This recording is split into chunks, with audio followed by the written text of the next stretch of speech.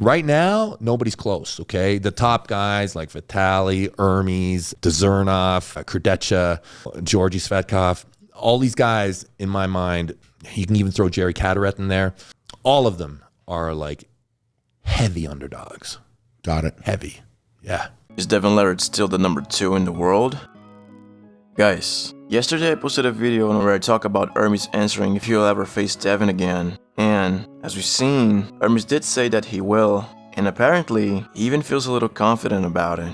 And on the comments of that video, there were a few people discussing, some saying that Devon is still the number 2, and some others saying that as long as Devon is out of the super heavyweight pool, Ermes is the top 2. And this is indeed a subject that may divide opinions, but as we saw from the beginning, Devon was just recently on Brian Shaw's podcast, and he was telling Brian that every single super heavyweight that there is to challenge Levan, in his mind, are all heavy underdogs. And he then says that there isn't really gonna be somewhat of a chance if you're around or under the 300-pound mark.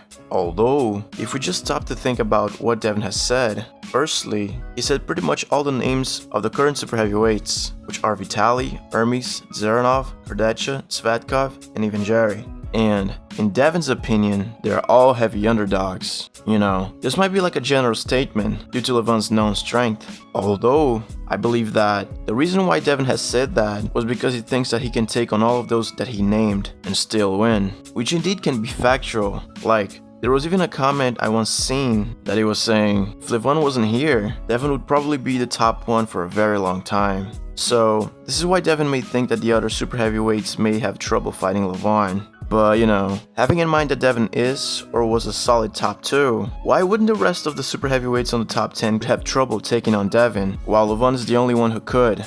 Well, it is actually quite simple. We just need to look to the rematch of Devon vs Levan. On round 1, we witnessed one of the most convincing stops that Levan has ever gotten in his entire career. And the reason behind that stop was Devon's rise in pronation training.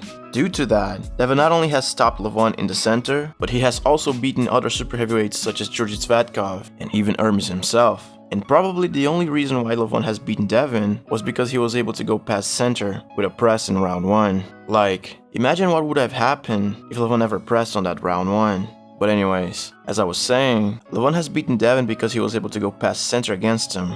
And when Devon loses the center, then it gets harder for him to fight. Although, if you can't take the center, as you see in most of his matches, it is actually a pretty sweet deal for him. So, the bottom line is, in my opinion, the reason why Devon is probably still the top 2, even being with a lower weight, is because it is pretty hard for someone to take the center table from him due to his rise and pronation. But what about you guys? Do you think Devon is still the top 2 in the world? Leave down in the comments, and thank you so much for watching.